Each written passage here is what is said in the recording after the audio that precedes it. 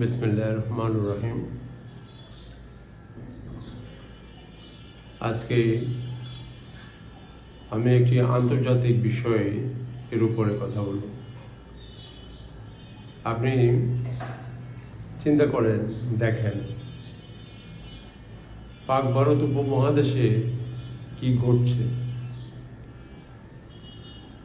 আপনি যদি পাকিস্তানের জনগণের দিকে তাকান, বাংলাদেশের মানুষের দিকে তাকান এবং ভারতের দিকে আলাদা আলাদাভাবে যদি বিশ্লেষণ করেন, তখন আপনি দেখবেন প্রত্যেকটা সরকারই কিন্তু জনগণের জন্য কাজ করতেছে না।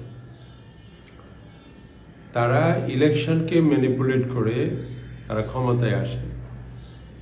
এর চেয়ে জঘন্য অ্যাকুজিশন আর কি হইতে পারে? আপনি শুনেন, আমাদের বাংলাদেশের ইলেকশন পূর্ববর্তী এবং পরবর্তী যে মানুষের যে কথাগুলো বলতেছে, যে যার বক্তব্য দিতেছে, এতে পরিষ্কার ধরা যায় যে বাংলাদেশের এই ইলেকশনটা ছিল কমপ্লিটলি ফ্রডুল্যান্ট একটা ইলেকশন। ঠিক তেমনি পাকিস্তানের দিকে তাকান, ওখানে কোনো কিছুই প্রপারলি প্রফেশনালি করা হয় না।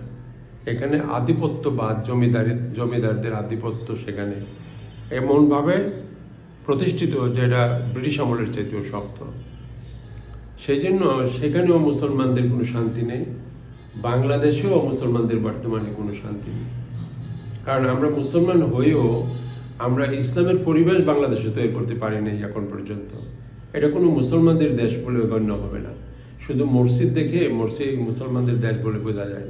আপনার প্রতিটা ক্ষেত্রে ইসলামের নিদর্শন থাকতে হবে যে আমরা 90% মুসলমান এখানে বসবাস করি। তা প্রথম আসতে হবে আমাদের ম্যানার, আমাদের ব্যবহার, আচার, কথাবার্তা সেখানে গেল কথা। এখন আপনি ভারতের দিকে তাকিয়ে দেখেন, ভারতে কি করতেছে। ভারতে তাদের যে ধর্ম, বর্ণবাদী যে ধর্ম, কাস্ট সিস্টেমের উপর প্রতিষ্ঠিত, তারা চাইতেছে এই বিজেপিকে দিয়ে সারা ভারতকে পুনরায় আগের মতো দখলে নিতে। কারণ ভারতের যে লোয়ার কাস্ট হিন্দু, ওরা ইসলামের প্রতি আকৃষ্ট অনেক আগে থেকেই। সমাজের জন্য তারা রিভার্ট হইতে পারে না, এবং সেই রিভার্টের সংখ্যা যখন বাড়তেছে তখন তারা অস্থির হয়ে গেছে। অস্থির হয়ে গিয়ে তারা আবার এই বর্ণবাদী ধর্মীয় যে রিচুয়াল, সেইগুলোকে তারা এই যে গরুর প্রস্রাব, এই সেই নানান কিছুভাবে তারা ইম্পোজ করে সমাজটাকে দমন করার চেষ্টা করতেছে। তো এই যে বৈষম্য সমাজের ভিতরে, সেখানে মুসলমানদের দায়িত্ব ছিল এই বৈষম্যের ঊর্ধ্বে থেকে সমস্ত বিশ্বকে দেখানো যে লোক, উই হ্যাভ এ সেপারেট ধর্ম, that is the final version of Allah's message came on earth, we are holding it and we are trying to convey the message to you, don't fight against us. So we have to learn about the Quran thoroughly as much as we can. কিন্তু আজকে আমাদের কোরআনের কোনো শিক্ষা নেই, মুখস্থ করে। কিন্তু that do not want to learn Arabic language, যেই ল্যাঙ্গুয়েজের মাধ্যমে আপনি কমিউনিকেশন করবেন মুসলিমদের মধ্যে। যখন আপনি কোরআন রিসাইট করবেন তখন মুসলমানদের চোখ দিয়ে পানি ঝরঝর করে পড়তে থাকবে। সেইখানে আপনি তাদের সোলকে দিচ্ছেন পাথর বানিয়ে, আর আপনি বলতেছেন আরবি মুখস্থ করতে আর রিচুয়াল মেনটেন করতে। It is not the way Islam suppose to be. এইখানে আমরা একটা ভুল করতেছি। কিন্তু ভারত অন্যদিকে তাদের দিক থেকে তারা যে কাজটা করতে চাইতেছে সেটা তারা অনেক সিরিয়াসলি নিয়েছে। এই জন্য দেখেন, ভারতে মাত্র 100 কোটি হিন্দু, 100 কোটি কম হবে, 100 কোটি হিন্দু সনাতনী। আমি তাদেরকে হিন্দু বলতে চাই না, হিন্দু হলো অন্য জিনিস, সনাতনী ধর্মের লোক। আর আপনি যদি বাংলাদেশ, পাকিস্তান এবং ভারতের মুসলমানদের ধরেন, তাহলে পাকিস্তানে আছে আপনার 25 কোটি ধরেন, বাংলাদেশে আছে প্রায় 20 কোটি এবং ভারতে আছে প্রায় 22 কোটি। তাহলে এখানে আপনি দাঁড়ালো 25, 60 আর 7, 67 করোড়, 67 করোড় মুসলমান। এই ৬৭ করোড় আর এখানে ১০০ কোটি মুসলমান, এখানে ডিফারেন্সটা কোথায়? It has no difference.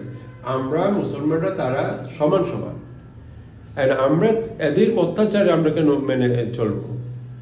Because আমরা আমাদের যে ধর্ম, সেই ধর্মের থেকে আমরা অনেক অনেক দূরে সরে আসছি। আমাদের অরিজিনাল ধর্মই আমাদের কাছে নাই। এক এক মৌলানা এসে এক এক ধরনের ওয়াজ মাহফিলে ওয়াজ করে, এক একভাবে তারা কথা বলে। তাদের জঘন্য আচার আচরণ ইসলাম থেকে মানুষের সোলকে বিতাড়িত করে দিচ্ছে। কিন্তু আমরা মুসলমানদের হৃদয়ে এইটুকুই আমরা পরিষ্কারভাবে ধরে রাখতেছি যে না, এক আল্লাহ ছাড়া আমাদের আর কেউ না। কিন্তু প্রকৃত ইসলাম থেকে আমরা সরে পড়তেছি। এইখানে যদি আমরা কাজ না করি, আর যদি আমরা বড় বড় কথা বলি, আজকে দেখেন বাংলাদেশে শুকর আমদানি করে, শুকরের বানান জানি না কেউ নেই, শুকর অথবা শুকর, এমনি শুকর, এই শুকর আপনি আমদানি করবে বাংলাদেশে, শুকরের মাংস। ভারতে মসজিদ বানতেছে দিন রাত ২৪ ঘন্টা, মসজিদ বানতেছে তারা সমানে, আর ওয়াকফের জমিগুলো তারা দখল করতেছে। মুসলমানদের আমলে লক্ষ লক্ষ কোটি কোটি একর জমি মুসলমানদের আছে, যেগুলো ওয়াকফে সম্পত্তি। তারা এই ওয়াকফে সম্পত্তি দখল করে নিচ্ছে যাতে মুসলমানরা এখানে প্রতিষ্ঠিত হয়ে থাকতে না পারে। আর পাকিস্তানে সামরিক বাহিনী এমনভাবে তারা দুর্মস দিয়ে দেশটাকে শাসন করতেছে, সেখানে যে আরও ৪-৫টা প্রভিন্স আছে, তারা নিজেদেরকে ইসলামের পার্ট, তাদের যে ইসলাম তারা যেটা প্রচার করে পাঞ্জাবে বসে, ক্ষমতায় বসে, তারা সেটা মানতে রাজি না।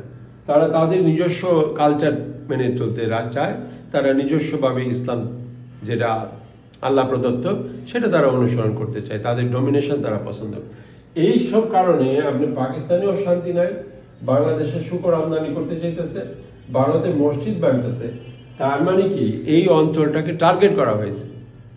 এই অঞ্চলটাকে টার্গেট কারা করেছে? যেই ব্রিটিশরা আমাদের এখান থেকে সরে গিয়ে পাকিস্তান, বাংলাদেশ এবং ভারত ৩ ভাগ করে চলে গেছে, তারা আমেরিকার হাতে তাদের ব্যাটন হস্তান্তর করেছে, চাবি তাদের কাছে দিয়ে দিতে হয়েছে, এবং তারাও ওখানে বসে নিরাপদে বসে এখন আমাদেরকে এই অত্যাচারটা করতেছে। এই ভাগ ভারতে মুসলমানদের যেন অস্তিত্ব না থাকে, এইটা তারা হিন্দু এবং এই খ্রিশ্চিয়ানরা মিলে এই কাজটা করতেছে। খ্রিশ্চিয়ান বলতে আমরা বলতেছি যে দল এক ইহুদিদের সাথে মিলে একটা আঁতাত করে, যেখানে সুদের ব্যবসা এবং ব্যাংকিং ব্যবসাকে জবরদখল করে সমস্ত পৃথিবীতে একটা একচিটি আধিপত্য বিস্তার করতে চাইতেছে তারা। এবং তাদের মধ্য থেকে আমাদের যে ডিফারেন্সটা, এইটা যদি আমরা তুলে ধরতে চাই এবং আমরা যদি তাদের সাথে কম্পিটিশনে, যুদ্ধে, জিহাদে বেঁচে থাকতে চাই, তাহলে আমাদেরকে সর্বপ্রথম যে শিক্ষাটা গ্রহণ করতে হবে সেটা হলো কোরআন ভিত্তিক শিক্ষা।